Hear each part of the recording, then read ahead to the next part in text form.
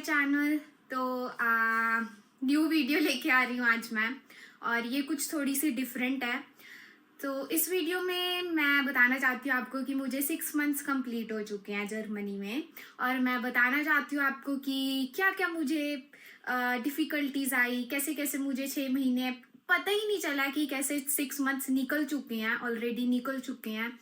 और कैसे कैसे मैंने क्या क्या सिटी रजिस्ट्रेशन वगैरह, सिम वगैरह, कैसे सब कुछ मैनेज किया, कैसे पार्ट टाइम ढूंढी, कैसे स्टडीज़ मैनेज करी साथ में पार्ट टाइम के, कैसे अपने एक्सपेंसेस मैनेज किए, कितना कितना खर्चा हो जाता है।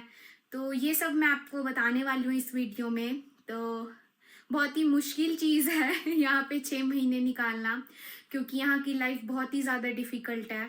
अब हमारे इंडिया में ऐसा होता है कि हम फैमिली में रहते हैं तो हम मैनेज करते रहते हैं, सबके काम डिवाइडेड होते हैं। और ऐसा भी होता, अब यहाँ पे जब आप आते हो आपको सब कुछ खुद करना है, कपड़े खुद धोने हैं, खाना खुद बनाना है, यूनिवर्सिटी जाना है। ठीक है, 2 आवर्स की क्लासेस होती है, सुबह 6 से लेके 8 तक होती हैं। नॉर्मली सेमेस्टर वाइज आपकी टाइमिंग्स बढ़ती हैं, सब्जेक्ट्स बढ़ते हैं, और खाना बनाना है, सब मैनेज करना है, पार्ट टाइम करना है, अपने एक्सपेंसेस मैनेज करने हैं, ग्रोसरी लेके आनी है। तो ये सब कैसे मैनेज करती हूँ मैं, और एक दिन मैं आपको बताऊंगी भी कि क्या दिन रहता है एक स्टूडेंट का यहाँ पे जर्मनी में। और तो करते हैं अब हम इस वीडियो की स्टार्टिंग। तो स्टार्टिंग से ही स्टार्ट करती हूँ मैं। तो जैसे ही आप एरोप्लेन से आप जर्मनी लैंड होते हो, तब का मैं बताती हूँ आपको एक्सपीरियंस। तो जैसे ही आप लैंड होते हो, आपको ऊपर से स्काई से दिख रहा होता है सब कुछ, तो आपको लगता है कि अरे मैं तो सपनों की दुनिया में आ गया। एंड बहुत ही मैनेज तरीके से और बहुत क्लीनलीनेस दिखती है हमें स्काई से जब हम प्लेन में होते हैं, और बहुत ही अलग सी दुनिया लगती है जैसी हम मूवीज़ में देखते हैं।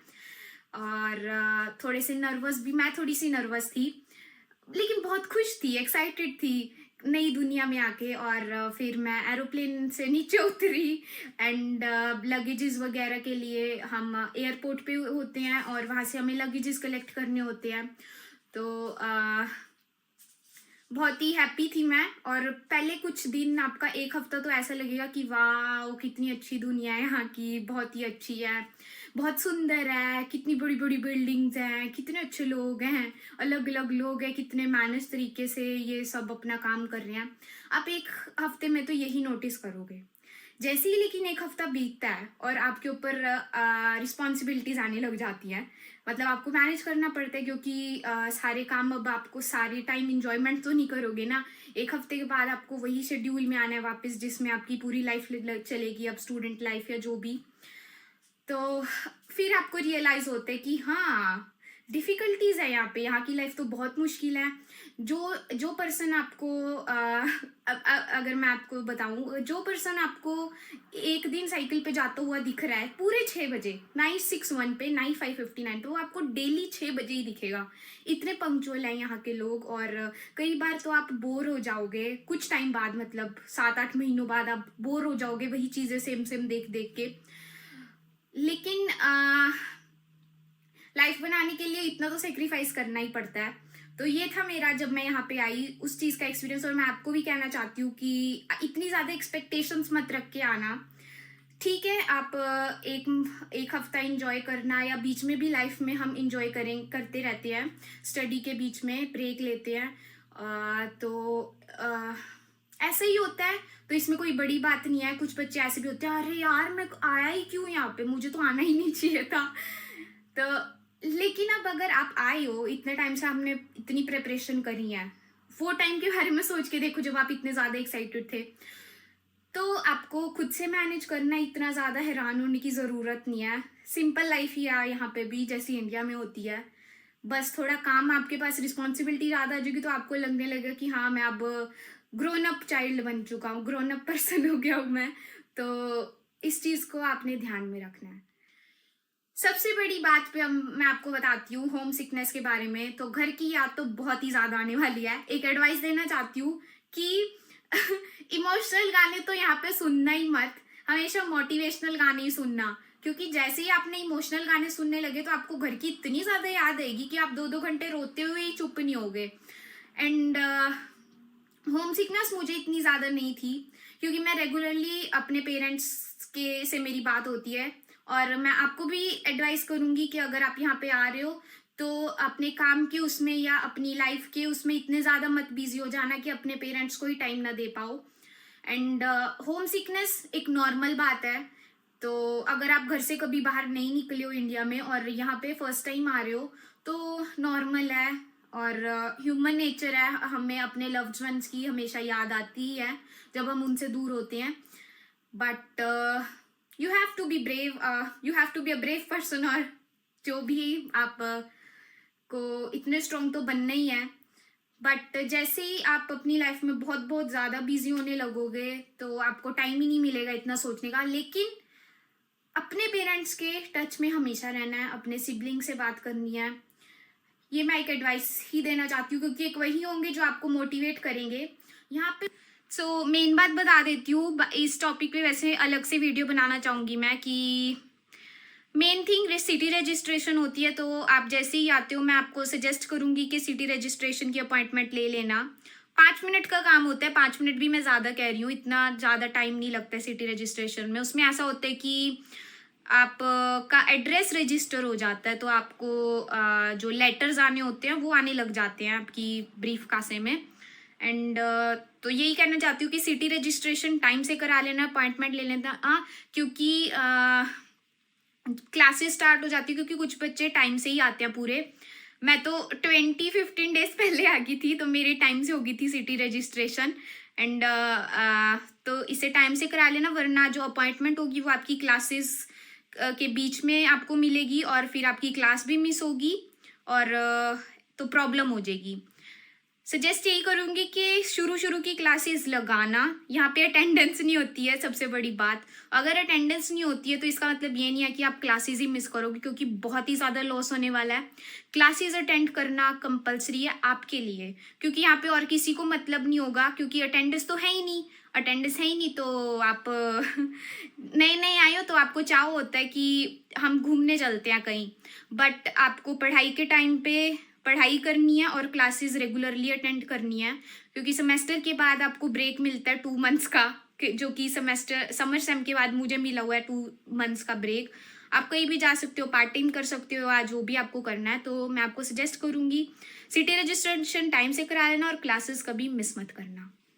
एक बात जो मेरे से बहुत सारे स्टूडेंट्स पूछते हैं, जो कि मेरी कुछ स्टूडेंट से बात होती रहती है जो यहाँ पे अभी नए नए आए हैं, जब वो इंडिया में थे वो मेरे से पूछते हैं यहाँ के लोग कैसे हैं क्योंकि ये चीज़ बहुत ही ज़्यादा बात कॉमन फैली हुई है। फैली हुई यानी कि मतलब लोगों को लगता है ऐसा कि जर्मन के लोग बहुत ही ज़्यादा रूड है। पर मैं आपको ये बात क्लियर करना चाहती हूँ कि हाँ, रूड तो हैं लेकिन बहुत ही ज़्यादा हेल्पफुल भी हैं। जब मैं आई थी यहाँ पे तो मेरे बहुत ही 3 लगेजेस थे बड़े बड़े, और क्योंकि मैं विस्तारा से आई थी तो हमें स्टूडेंट ऑफर में 3 लगेजेस होते हैं और एक हमारा 7 kg वाला होता है। तो लगेजेस थे, उन्होंने हेल्प की जर्मन के लोगों ने बस में चढ़ाने के लिए लगेजेस को। तो बहुत ही ज़्यादा हेल्पफुल होते हैं, क्लास में भी आपकी हेल्प कर देते हैं अगर आप उनसे पूछते हो कुछ कोई डाउट्स वगैरह, तो वो बहुत ही ज़्यादा हेल्पफुल होते हैं। इस बात की आप मन में मत रखना, क्योंकि यहाँ पे लोग हेल्पफुल हैं। रूड होना एक अलग बात है, सभी अपनी अपनी लाइफ में बहुत बिजी हैं। तो अगर कोई बिजी है तो हमें लगता है कि वो रूड है, या फिर मेन पॉइंट टू पॉइंट ही बात होती है। तो इस चीज़ का आप ये बात निकाल दो मन से, आपको बहुत ही ज़्यादा हेल्प करने वाले हैं और लोग अच्छे भी हैं। तो यही बात पूछते हैं मेरे से, ऑलमोस्ट बहुत सारे बच्चों से मेरी बात होती है, तो यही चीज़ है। और एक मेन बात जर्मन लैंग्वेज की। जर्मन जिस देश में जा रहे हो वैसी भाषा तो आपको आनी चाहिए छोटी मोटी चीज़ों के लिए, ठीक है। तो जर्मन लैंग्वेज इतना है कि आपको A1 A2 आए तो बहुत अच्छी बात है, लेकिन ऐसा होता है कि जैसे ही आप एंटर करोगे वैसे ही आपको वाइब्स आने लगेंगी, और जगहों पे आप लिखा हुआ जर्मन में ही देखोगे, जर्मन की आप लोगों की बातें सुनोगे, मतलब आवाज़ जैसे आती हैं जर्मन सुनोगे आप, तो वही आप को आप अडेप्ट करोगे, वही एनवायरनमेंट, वही सब चीज़ें। तो इंडिया में जितनी आप सीख रहे हो, वो जितना मैं मानती हूँ वो सर्टिफिकेट के लिए है, गोएथे का सर्टिफिकेट के लिए जो आपको यूनिवर्सिटी में देना है या कुछ भी। आप पे डिपेंड करते हैं कि आपकी लैंग्वेज कैसी है, एक्सप्रेशन कैसी है, स्पीकिंग। तो लेकिन इम्प्रूवमेंट, फ्लुएंसी, प्रोनाउंसिएशन सब कुछ आपकी यहीं पे ही आके होगी। और एक टाइम ऐसा आएगा कि आपको इतनी अच्छी जर्मन आने लगेगी कि आप इंग्लिश के वर्ड्स भूल जाओगे, हिंदी के वर्ड्स भूल जाओगे और आपको जर्मन के वर्ड्स याद रहने लगेंगे। तो यहाँ पे रहोगे तो आपके साथ वो चीज़ अपने आप होने लगेगी कुछ टाइम के बाद। 1 महीना तो आपको लगेगा एनवायरनमेंट में सेटल, यहाँ पे सेटल होने के लिए। तो इतना ज़्यादा जो बच्चे यहाँ पे आते हैं वो बहुत ही ज़्यादा घबराए हुए होते हैं मेरी तरह, कि कैसे सब कुछ मैं मैनेज करूँगी। लेकिन 1 महीने के बाद सब कुछ नॉर्मल हो जाता है।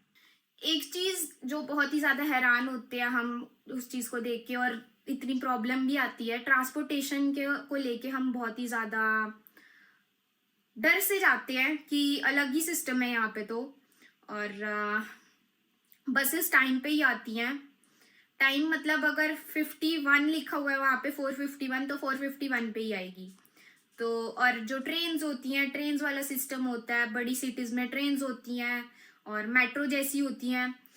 तो डीबी होता है। अगर आप यहाँ पे आ रहे हो और मेरी वीडियो देख रहे हो तो डीबी नेविगेटर डाउनलोड कर लेना, उससे आप देख सकते हो कि कौन सी ट्रेन कहाँ पे। और अब तो 49 यूरो टिकट चल रही है, आप 49 यूरो टिकट ले सकते हो और जर्मनी में कहीं पे भी ट्रैवल कर सकते हो। लेकिन जब आप आते हो तो मैंने मोस्टली देखा ही है, और मैंने भी ICE ही कराई थी जो सबसे फास्टेस्ट ट्रेन है, और 300 किलोमीटर पर आवर पे चलती है वो। तो ICE प्रेफर करूँगी मैं। अगर आप यहाँ पे आ रहे हो तो बहुत ही ज़्यादा थकावट हो जाती है 9-10 घंटे की फ़्लाइट से, तो ICE ले सकते हो। 49 यूरो टिकट चल रही है। बसेस का टाइमिंग्स आपको धीरे धीरे याद होने लग जाएगी। तो यही सब चीज़ें हैं, नॉर्मल चीज़ें हैं ये सब, आप धीरे धीरे सब सीख जाओगे। तो आज के लिए बस इतना ही। बाकी चीज़ें मैं आपको बाद में बताऊंगी पार्ट टाइम वगैरह के बारे में, कि मिल जाती है या नहीं मिलती स्टूडेंट्स को, और क्या क्या सिस्टम होता है, कितना अर्न कर सकते हैं बच्चे। तो आज के लिए बस इतना ही, इतनी इन्फॉर्मेशन देना चाहती हूँ जो नॉर्मल के शुरू के दिनों में होता है। एंड लाइक कर देना, शेयर कर देना, सब्सक्राइब कर देना अगर कोई न्यू पर्सन देख रहा है। और अगर आपकी कोई क्वायरी है तो आप कमेंट में भी लिख सकते हो। मैं बहुत ही ज़्यादा खुश होंगी किसी की क्वायरी दूर करने के बाद। और अच्छा लगता है आप सब लोगों के साथ इंफॉर्मेशन शेयर करना। आप नई चीज़ें सीख सकते हो, मेरे एक्सपीरियंस से आप सीख सकते हो।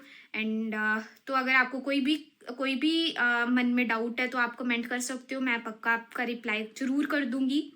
एंड तो करते हैं आप टाटा बाय। आप देख सकते हो कि नॉर्मल सभी बच्चों को यही सब चीज़ों की प्रॉब्लम आती है। बाकी चीज़ें मैं आपको बताऊंगी कि कैसे आपको वीज़ा एक्सटेंड करवाना है, कैसे क्या क्या करना है।